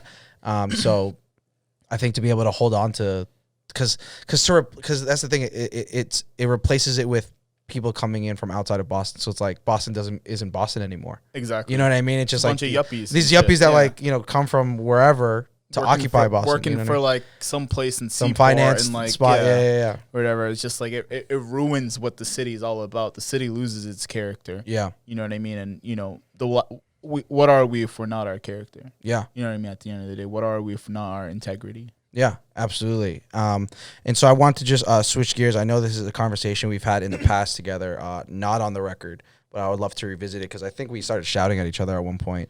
That sounds about right. I don't even know what it is. It was we were going through Drake's albums. Oh God. And ranking them. And first, I want to just talk about his career as it stands right now. Do you think it's losing sauce? Do you think do you think he's declining? Where do you think the greatest rapper in the world stands right now? Greatest rapper in the world? You don't think he's the greatest rapper in the world? Right now? I feel like we need to take a whole step back on how we define greatest rapper in the world. Are we talking about greatest artist? I probably should have said. I don't even like that. Greatest. You don't think he is the hottest? Biggest. Hottest. I don't. Biggest is. You think he's the biggest artist in the world? He literally has the keys to an entire country. To a city. No. Toronto. He has the keys to fucking Canada. Oh, absolutely. That's dick. Bro, when he came to Boston for his last tour, the whole city was acting very differently. Yes, that's true. The influence, like, I'm not talking TikTok, I'm not talking about social, the influence he had on a city, the amount of Drake-themed parties that weekend, the amount of... I've been to a couple of Drake-themed parties. Yeah, I feel that. But, like, no other artist does that. Yeah. You see what I'm saying? Nike deals, like, own brand stuff. He has his shoes coming out, He has Nike shoes. He's an Apple radio, like, he keys to the city, for sure, at least. It just troubles me to hear that. I don't know if it's just like a shock or whatever, but I mean, who comes in comparison in terms of rappers, artists? Honestly, the only rapper artist I would say comes close is Kanye. I think Kanye, yeah. But it's just like he's sort of stepping away from music too right now. Right, so right. I'll give you that. Okay, fine. I'll give you that. He's the hottest artist right now, the biggest artist right now. I would say number 2 is like probably a Bad Bunny. Yo, man, can we talk about Bad Bunny for a second? Man? I don't even listen to Bad Bunny like that, but he's fire. Like everything I listen to is crazy. Like I don't. No, he's insane. I don't speak Spanish, so it's just like it sort of takes away. It's tough. Yeah, it takes away from me a bit, but it's just like his music's great. Like Bete is one of my favorite songs from like a few years ago. Yeah, I just feel broken when I hear that, bro. You know what Bete means? It means like go away. It means leave. Yeah. So he's just screaming, leave. That's literally what's crazy, bro. Like fire. He's such a great artist. Yeah. But homie got people sinning for his damn concert. Oh tickets, yeah, bro. Well, I didn't realize he was that fire. So that's the thing. That's like the American in us. You know what I mean? We're like we can't conceptualize worldwide. Like it's crazy because I saw this video of how a lot of American media disrespects Latin artists. Yeah. Where so you know Romeo Santos from Aventura? So sounds familiar. Legend, like decades in the game. You know what I'm saying? I didn't know he was in the game that long. Decades. Crazy. Yeah. So like, I'm trying to think of an equivalence. Like, so Bachata God, like if he pulls up in the Bronx, it's like it's raps. It's raps. Like, and then Puerto Rico, DR, Caribbean. Like, so he went on the Breakfast Club like a couple of years ago because I think he was doing he sold out Madison Square Garden, whatever. Yeah. And Charlemagne was like, yeah, so like you've had like some success. Like, can you talk about it?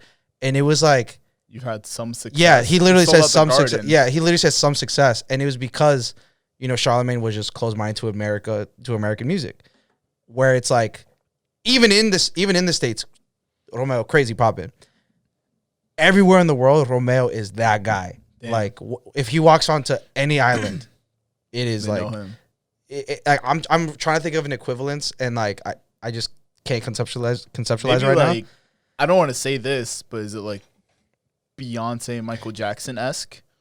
In Latin American culture, absolutely. Wow. Like Prince, That's fire. like when Prince steps off the plane, it's like That's it's like wild. yeah, it's like That's yeah, wild. absolutely, like that kind of level of like superstar, iconic stardom. And then there was another one where like it was like one of the biggest like a George Clooney of Latin America, and they were like, and all they were because he does a lot of voices of, like, you know how like Disney movies will have like the Spanish version where they dub it. Yeah, he does. So that. he does a lot of that, but like he wow. also has a crazy like physical act. And he was on some radio show with Ryan Seacrest, and the only thing that Ryan Seacrest brought up was how he voiced the Spanish voice of Donkey from Shrek. Oh man. When he was like it's like George Clooney, Brad Pitt level.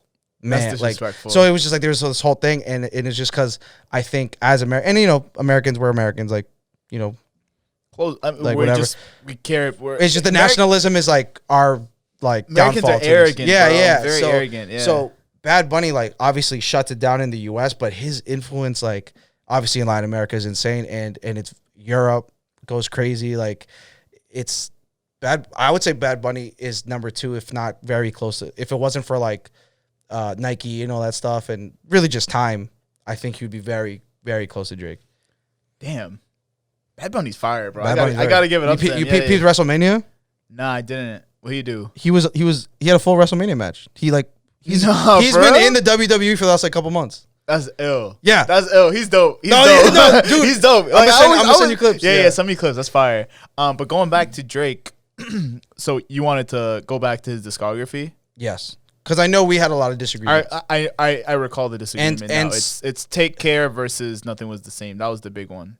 And if you're reading this, you had a big Oh argument for man, if you're so reading this. underrated, bro. Stupid underrated. But since then, at least, so Dark Lane Demo Tapes has dropped since then. hot ass. I forget if Except- so Scorpion had already dropped when we had that conversation. I think it had. And then we have, I mean, he's already, and then he just dropped 2-3. He just dropped the EP the other week. Oh, Lemon Pepper Freestyle was stupid, bro. Anytime him and Ross touch a track, bro. Oh, stupid in a Anytime. good way. Yeah. Oh. Yeah. Anytime they touch a track, bro. I almost got so hot. No, Yeah. bro. I loved it. Yeah, My yeah. favorite line, he was just like, just did brunch with the judge we're appearing before. That's influence, bro. Like, talking about influence, that's wild, man. Yeah. I think anytime he steps on a track, bro, with Ross, bro, it just Legend. sounds like It's just wealth. yes. You know what I mean? Like Versace robe, like bro, drinking yeah, like champagne type shit. velvet Yeah. Yes, robe type yes. shit, bro. Like I Every named my time. car Ricky, bro. I named my Benz Ricky because of that. That's fire. Yeah, fire car, man. I'll give you a ride in it soon. But just Rick Ross for me is top 5, by the way. But we'll get there. we'll get there We'll for get sure. But I texted my boy Muhammad this, and he's very big on Nothing Was the Same being like the number 1 spot. And I re-listened to it, the last few months, and I get it. I get it. Yeah. But for me, like, Take Care, going back to what we were talking about earlier about music being so contextual. Yes. Take Care is a very special album to me. Yes. That was like freshman, sophomore year of high school. Developmental years. Or whatever. Like, I had a girlfriend there. She Yep. broke my heart. So, Absolutely. Marvin's room like hit stupid. Crazy. But then the added layer to me is I have the same birthday as Take Care, November 15th. Oh wow. So it's just like, it means a lot. Like November 15th, I have Take Care and Space Jam, the original. That's ill. That's very ill. That's ill. You know what I mean? Not To the me- same year though. No, not the Space Jam. It was is 09, 90s. right? Oh, The original. original Space Jam. Yeah, that dropped on 96. 1996. I was born 95 though, so But the year after. The year after November 15th. that's crazy. So yeah, That's to me, fire. like Space Jam's fire to me. Like I love it. But it's so hard comparing the two albums, bro. Like they just sound so different. But when I hear Nothing Was the Same, bro, when I hear like Worst Behavior, that shit makes me want to turn up, bro. That shit makes me want to like. You've seen the video for it, right? Yeah, like, ignorant. Yeah, very ignorant, bro. He had the gloves on. He's out in Memphis with his like father's like family or whatever, and they just doing backflips and shit. Like that's tough, bro. He got like the baggy ass white shirt with the backwards cap on. Like that's fire, bro. 100%. Then you got tracks like Pound Cake with Jay-Z or whatever. So legendary. Triple Entendre. Don't even ask me how. Nah, that's Light Up. That's on. Oh, is it? That's original. Thank me later. Thank me later. That's right. Which is also I confuse both those records all the time. For sure. Classic verses on them. I mean, Tuscan Leather is the best opening, bro. The best. I argue with myself on best Drake opening records a lot. Yeah. But Tuscan Leather is regularly up there. What's number 2? Started from the bottom. That does not start the album. Tuscan Leather. Oh Tuscan Leather. I'm talking about because Tuscan Leather and then Furthest Thing then started from the bottom. I'm talking about I'm not talking about favorite song, but I'm talking about the order of the track listing. No. I'm not even talking about that. I'm talking about how Drake opens albums. I'm so sorry. You're good. So My Dead Body is really high. That's so funny. Like Tuscan Leather and just like it's just sort of juxtaposed between me and you on that. Where it's just like Take Care is mine, but nothing was the same as yours. But then our favorite songs are just like reverse. Yeah, I mean, like I said, it switches a lot. I think what's the one on Views? Views is let me see here. That one is hard. It's just like he's singing on it, and it's just like da da da da da da da. It's very like thematic. Is it Keep the Family Close? Keep the Family Close. That's super tough. Legend on. Come on, bro. Legend. Come on, bro. We got to talk about this album right now. If you're reading this, it's too late. The conversation I had with you, because I revisited it, and smooth, and the way you told me to and everything, and I completely changed my. Yeah, it's crazy, bro. Because I was older and the thing is, I always loved Legend, and the thing is, Legend's one of those records, those B-side records that I play out. The whole. If you're reading this, it's too late. It's all B tracks, bro. It's all B tracks. Yeah, it was all throwaway records, which is crazy. Energy had its moment. Fire. Let me pull up this track listing. So Legend, I've always loved Legend. Energy and 10 bands playing those back to back at the club was very regular. 100 bands, fucking man. Know Yourself obviously had its moment. No Telling, I love. I mean, aside Ricky Ross, the biggest boss here. Come on, man. That's tough. That's tough. I still can't get myself to like Madonna. No, dude, trust me. I still can't get myself to like it. Shout out Adam. Shout out Adam Kafif of Listen Up Clothing of Endeavor of Campus. That's my guy. It's one of my best friends in the world. I'm going to be spending next weekend at his spot or whatever in New York, in Woodstock. But 2 years after that song came up, I called him and I had to apologize. I was just like, yo, bro, I was just listening to Madonna on If You're Reading This, It's Too Late. And I'm sorry. I literally apologized to him because he loved that song off rip. I can't get. To me, it's he loved that song off rip. To me, what it reminds me of is karaoke, where I didn't like karaoke for the first 3 years, and now I love karaoke. So maybe eventually I get around to Madonna. Maybe. What else is on there? Preach with PND. Yeah. And then the PND's interlude right after, bro. Wednesday night interlude. Yeah. Used to I really like. Six Man and Six God, I never Six God was cool because of the beat. 6 Men like Lou Will, bro. Two girls with me and they cool. Come on, I don't know. That's crazy, man. And then Six God was only cool because of the beat. Oh, so again, If You're Reading This, It's Too Late is a very contextual album to me as well. That's why it means a lot. Shout out Adam again, but that was our anthem. I want to say my freshman year of college. That must have been his sophomore year or something like that. Yeah. And me and him, we both weren't in school for sophomore semester. I couldn't afford to be in school that semester, and he just couldn't. He wasn't in school that semester either, and that was just our album. We would literally just be printing shirts or whatever in the Listen Up studio while just looping that album, that with some Mac Miller or whatever. So when I think of that album, bro, I think of Adam. I think about just sort of us being on that grind because we weren't able to be in school for that semester or whatever. So it's just it holds a lot of weight to me. Yeah, this was because I did like the Legend, Energy, 10 bands, Know Yourself, No Tellin' first 5 was crazy to me. Yeah. But it was the middle that Really? that killed it for me. Star 6-7, bro. Star 6-7's crazy. Like so at this time I was in New Jungle? York. No, stop. I said the middle. I said the middle. I said the middle because it ends with Company, You and the Six, Jungle, and 6 p.m. Yeah, fine. Jungle is I have my soft Drake playlist that I stretch to. Yeah. Jungle is stretched you. is very much in there. That's crazy. But so I was in New York when this dropped. I was in between schools, living in New York for like 7-8 months or something. Yeah. And that's when this dropped. So I just remember like me being stupid in a pea coat all winter, like on the train. And the things I remember the weekend this dropped. I went to a hookah spot. Yeah. And they were just playing the album top to bottom over and over This again. album or Weekends? The If You're Reading This Is Too Late. Yeah. And so like just bumping it like that was cool. So that it reminds me of New York, this album. But I mean, it's definitely moved through the ranks over the last few years. Just like as I've gotten older and everything. Yeah. But I don't think it's still not top 3 for me though. What's top 3? What's the third? What's the 3 actually? Because I don't even know if Take Care is on your 3. Oh no, 1000%. It's my number 2. What's 3? Are we including So Far Gone? Yeah, sure. Oh, then So Far Gone's number 3. So Far Gone. So So Far Gone's good, but it's too raw. It's too raw. Don't ever speak. Don't ever speak ill of It's too So Far raw. Gone. It's like I would never. If somebody told me it's their number 1, I'd understand. Like, Yes. I wouldn't be mad at it. But for me, it's just like there's still so much growth. Like Ignorant Shit is my favorite Wayne Drake song. Ransom is mine. Oh fuck! I haven't heard Ransom in so long. Man. Yo, I forgot where I was. Whew. I was at. I used to listen to that on repeat. Yeah, like memorize the verses. Yeah. I'm a hard, gotta get along. We get on a song. Yeah. I was at some. This is like early COVID where I was still doing gigs here and there, and I was doing like brunches and shit.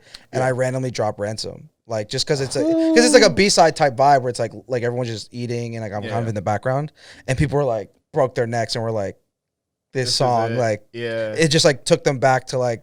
Yo, are 09. you doing any brunches anytime soon? At least next month. Not now. I'm not brunching right now. Next month, dude, I used to be like 3 months in advance type, I know, and now I get like. I know. Now it's like right now I have like a gig a week, but it's like not that far in advance anymore. Yeah. So I don't know. I'll let you know. No, if I can get to a SNAX brunch, bro, I'm in there, bro, for sure, 100%. Yeah, bringing the whole squad with me. Love it. The thing about So Far Gone with me is like I think what makes Drake so, I guess, iconic is the fact that he defined a sound, right? Him and 40, right? That filtered shit like Sad Boy, Dark, and So Far Gone is literally only that for the most part. Yeah. And that being so, coming of age for me, defining for me, like it just takes me there. Yeah. And like, because this dropped when I was in 9th grade. So Sounds like summer of 8th to 9th grade for me. Mm-hmm. And so for me, I was like, oh my God, first time talking to girls and blah, blah, blah, Yeah, blah. yeah. And like heartbreak and whatever. And like hearing shit like Lust for Life intro track. Ooh. Like that whole, like that Gotta song takes you sign to a Lust for world. Life, yeah. That song takes you to another world. For sure. For sure. And then, That song, like that whole like sound is so Ye inspired though. yeah. It's so crazy. Very 808s. It's so crazy. Did He even had that remix of Say What's Real Say What's Real. the Say You Will joint. Yeah. Yeah, like that shit. Like I probably still know every word to that. Just like Got my ex-girl standing with my next girl standing with the girl that I'm fucking right now. Crazy. I remember being Crazy. Yeah, I remember that shook. moment. Shook. I remember that moment. very shook. Noah 40 is on Kevin Durant's podcast. If you need it, you need to listen to it. It's like a 2-hour episode where Yo, Kevin Durant's on one lately, bro. I'm I sorry. know, he's injured again though. Yeah, I mean, it's a Knees, I think. contusion. I think Yeah. I saw, but I'm sorry to cut you off. It No, was it's all good. crazy. Where it was just like they asked him. I don't remember what podcast it was. His top 5 teammates. He goes. Oh God. He goes. Kyrie. Yeah. James Harden, Steph Curry, Klay Thompson, Serge Ibaka. Oh, never says Russ. Never said Russ. But then they were just like, damn, you forgot Russ. And he came back and like fixed himself. But it's just like, only because they made it hot. exactly. Only It's just like they nobody would have said nothing, bro. And he would have been content with Yeah, that yeah, answer. yeah. Like that's, he's too slimy to me, bro. He's too. Their falling slimy. out is just so bad though. Like it's on him though. Like he's so pussy, man.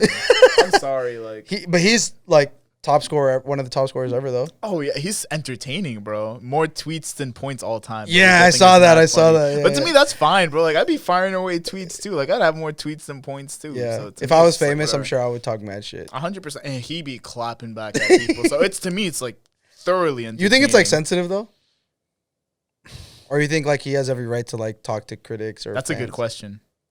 Because I think about it and I'm like, if someone's like, because I think on his like Hot Ones interview, he was like, if someone's gonna, he goes, if someone was talking shit that like it just wasn't true, or like I can't prove, like if someone's like, oh, like I don't know, like he can't fuck, like he fucked only ugly bitch or some stuff like that, he's not gonna respond. But he's like, but if someone talks on my game, like someone says I can't shoot, and I know I can shoot, then that's when I'm gonna talk. And I was like, I think that's valid. No, I think it's valid too. Like I don't think it's soft. I think it's partially emotional, but then part of it is like he knows he's entertaining. You know what I mean? He knows he has a platform to sort of say what he wants. Yeah. You know? Absolutely. But to sort of like wrap up the whole Drake topic, I feel like my top three are definitely Nothing Was the Same, Take Care, No Order. I can't do orders no more. I'm too old for this shit. Third one is tough. Like I want to say if you're reading this, it's too late just because of like the context of its sort of release and all that. So I'll say that. I'll say that as my third for sure. I have More Life higher than most people, I think. I've been re-listening to More Life lately. More Life is fire, dude. Do Not Disturb is one of the best outros he's ever dropped. Do Not Disturb is crazy. Just anytime he gets on like a verse where it's just like no chorus just him and it's ripping. Just like him just going through it, he does that better than anybody. Yeah, absolutely. You know what I mean? Absolutely. No question about it. I mean, you have Free Smoke. I mean, you have the Passion Fruit George's interlude Passion get Fruit together. is crazy. Into Madiba Rhythm, like four in a row. That was also, what was that, 2017, 2018? I would say 2018, but I could be super wrong. That was also like a fire. 2017. That was like a fire, like summer sort of wave too. I feel like. So it's Passion Fruit to Georgia interlude to get together to Madiba Rhythm to Blam. The Blem is crazy. Blem, yeah. I remember now that you had sent me the leak of Certified Lover Boy. Yeah. And it didn't play for me. So did you actually hear it? Did you get to listen to it? Yeah. Do you think it's like actually it? No. So I mean, like you can kind of tell off the leaks whether it like sounds like it's gonna be an album. So yes and no. Like it was kind of like Yandi. Like I got Yandi's leak too, and I was like, this is definitely not it. Yeah, like, no, for sure. There was a lot of bangers on it. Like Alien was cool. What's New Body? Holy shit. Which needs to come out like just as a single. It has to come out. That Nicki needs to make that happen.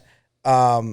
But when I heard that, I was like, because the thing about Drake is like he does throwaway albums. Yeah. So like, it could be. Yeah. You know what I mean? It could be another, if you're reading this too late, where it's like, oh shit, this is low key like some of his best work. You know? Yeah. I think back to like Dark Demo Tapes or whatever the hell it's called. That's so bad, man. The thing is though, I think it's what a lot of people needed at the time though, being mid-pandemic. Who the fuck needed that? Listen what I'm saying. Listen what I'm saying. That shit made me more depressed. At the same time, DaBaby dropped his record, and it was all DaBaby, like DaBaby type stuff, where it was hype, party, club, outside, and it was horrible because we're all inside in a pandemic, scared and not knowing. And then, but to me, like Drake drops tapes, and like I was like, this is the vibe I'm on. Yeah. And it was our introduction to Giveon. Yo, like, those two tracks, was it Say When and then what's the other one? Chicago Freestyle. I remember watching the video to those. I love them, man. So his marketing rollout for that was actually super fire. Yeah, it was really good. Yeah, I was really into it. That's what I mean. Like, I think it's one of those. I mean, it's so low. It's gonna be so low on everyone's list for a while. It might be one of those things that we look back and we're like, oh shit, like I look at it, I'm like, that's something that we needed. You know what I mean? I'll revisit it. Yeah. I'll revisit it like I had you revisit if you're reading this. Also, the Cardi joint I actually liked way more than most people did. The what's it called? It's a Pain 1993. That track. I thought you were talking about his album. Nah, that was garbage. That was garbage, bro. No, like because I'm not a big Playboi Carti fan at all. Me neither. And my homie is, and he's like, no, like it's not really about the lyrics. Obviously, it's just like the vibe that he makes you feel by like the sounds he makes, which I was like, that's a cop out, but whatever. And then I listened to Pain 1993 in my car, and I was like, I actually I'm starting to get it because like I'll revisit for sure. Yeah, it was dope. I do want to get a little Ross moment before we wrap up, because I do agree that Rick Ross is probably one of the most underrated hip hop artists like ever. Yeah, like I said, he's in my top 5. It's not a question. Just in terms of this, when he raps, bro, and you were on my live like last week or the week before. It was just like I had Rick Ross just playing, bro, and people were hitting me after. It was just like that was like the best music choice you could have done. Like when I hear Rick Ross, bro, it sounds like Wealth. Yes, you know what I mean. Like Rick Ross is like, to me, when I think Wealth, when I think sort of like Drive, anything good, bro, I think Rick Ross, man. That's my guy, bro. Yeah, I fucking love Ross. But do you like does he have any classic albums? Yeah, Port of Miami 1. I think you can make an argument for Port of Miami 2, Mastermind for sure. What's that one album? It has that Drake and Big Sean track on it. A Drake and Big Sean track on it. All I wanted was 159 and a band. Oh man, I gotta look it up, bro. I'm fucking sorry. that sounds like Sanctified, but it's Sanctified. Is that on Mastermind? Oh, okay. Let me pull up his discography. I thought Ye produced it, right? Teflon Don, bro. Are you serious? Yeah, Teflon Don was crazy. Yeah, you're right. Yeah, that is a Ye production. Right, Just like nah, Ross is one of those artists, bro, where it's just like, and I heard Pusha T talk about this. I think it was on the Joe Budden podcast a couple years ago, where you can you'll send him a song and he'll send it to you back and you don't even re-listen to it. Like you just know it's done. Oh yeah. You know what I mean? Like he's like feature Animal. Absolutely feature Animal. Animal. Dude, it's so underrated in that regard. But just like he's one of those people where it's just like his voice sort of commands so much like attention. Absolutely. You know? Do you think he wrote his Devil's in a New Dress verse? Oh, 100%. That's my favorite song of all time. Oh, I mean, that's my favorite song ever. That's a great choice. Yeah. You know, like great choice. You know, I was telling Shorty this. Perfect song. It literally is just like the perfect song. You know what I mean? Just in the terms of the beat, and then just like when he comes in right after like the guitar solo. I was like when I get married, that guitar solo is what I'm walking out. I love it. You know what I mean? That's 100%. That's so fire. That's so 100%. And you know, getting Tupac money twice over. Oh, come on. Who says shit like that, bro? Yeah. Who says shit like that, man? I mean, that whole song is riddled with crazy lines. But yeah, I mean, jerk. She said you are what you eat. Come on, man. It's just that's classic. Yeah, man. That's classic. Love it. Classic. Yeah, I mean, did you see Ross and 2 Chainz's versus battle? I didn't, man. Bro. You could probably find it on replay, like on some YouTube. Someone that recorded it. It's long. Like, don't get me wrong, it's fucking long as fuck. But I mean, they both got. But 2 Chainz got eaten alive. Yeah, for sure. Like, I thought it would be a little bit closer, and it was just one of those things where I was like, oh my god, like it, for me, it was like Ross is really like so fucking underrated. Like, 100%. Just like he was just like, again, features alone. I was just like, oh my god, he's bodying 2 Chainz. Like, that's just features, bro. Yeah, he has classics of his own. Too, yeah. I mean, I'm just like on his This Is Rick Ross Spotify joint, which is they pretty much compile like the top 50. Yeah. That's what I was playing on the live. I was just like, whatever. Gold Roses, Money in the Grave, Hustling, which is obvious. Blowing money fast, hustling like you. Well, his Lex Luger run was like legendary. Oh, crazy. Yeah, crazy. He's just like Stay this Scheming. big. Oh my god. Aston Martin music. Well, and that's the beautiful thing about Ross is because he can do Lex Luger type shit. Yeah. And like MC Hammer, like shit like that. But then, because at the end of the day, his voice is like buttery. Yeah. Like, you know what I'm saying? Where like it sounds like as weird as it sounds, that makes you know what I'm saying? sense. Like so where you can do turn around and do like Aston Martin music has those roads like the ding, like those really soft keys that like you could take the drums out, have only the keys and Rick Ross's voice on it, and it would be fire. It'll still be crazy. You know what I mean? Yeah, Bugatti. I'm a boss. I forgot he did Bugatti. I'm a boss. Like when you think boss, bro, you think Rick Ross. You know what I mean? And then there's a record like Here I Am, crazy summer record. I'm playing Rick Ross with the windows rolled down, sunroof rolled down, all summer, bro. Yeah, all summer. You out loud. You can like just get away with just that playlist. Like it's great. The Boss is like one of my favorite songs of all time. He's literally the boss, bro. Like, he branded himself as the boss. Yeah. You feel me? So it's just like he just commands so much respect in hip hop circles. Like, Yeah. I was just looking at this video the other day of him with like him with like Ric Flair. You know what I mean? That's dope. You know what I mean? Yeah. Like, that's just ill. Yeah. Just legendary boss shit. Like to pull up with Ric Flair, that's crazy. Like, nobody does that. That's not regular. Yeah. You feel me? Like, he doesn't do anything regular. And, you know, just sort of when he's spitting on tracks, bro, it's just like I feel encouraged, bro. Like, straight up, like, I want to be that wealthy personally. Yeah. You know what I mean? I'm not sure if I would be as exuberant as him per se, but it's just like I still fuck with it. You know, Yeah, just like the vibe, optics the energy, of it for sure. Yeah, 100%. Yeah. And he did that always from jump, like with the cigars and the cars, the Maybach music. Yeah, like you. I have a white Mercedes named Ricky, bro. Like, that's enough, bro. You feel me? That's fire, man. But this is always good conversation with you. Always, man. man. And that's it's why a pleasure, my G. That's like, you know, we've had quote unquote like celebrity guests or, you know, whatever, big followings and stuff like that. People like, but I do trust that we would always have a good genuine conversation. Appreciate you trusting the little people in the world. Nah, man, you're always welcome, and you know, always great insight from Friend you. of the pod, bro. Always, yeah, absolutely. Sure. Is there anything that you want to shout out, plug, put your gram out, anything? Camera, no, sir. Yeah, shout out Arabs Against Depression. That's the nonprofit that I'm the chair of. Part of, essentially, not the chair, but I'm on the chair of it. You know, we're doing a lot of great work, and we are looking for donations as a nonprofit and just sort of to get the ball rolling with our projects and what like we are trying to do. So any donation helps. You know, whether it be $5, $10, $100, $250, $1,000, empty your pockets, man. Anything you can give, because at the end of the day, we are a Boston-based community. Boston-based group, and we're trying to serve the community as best as we can.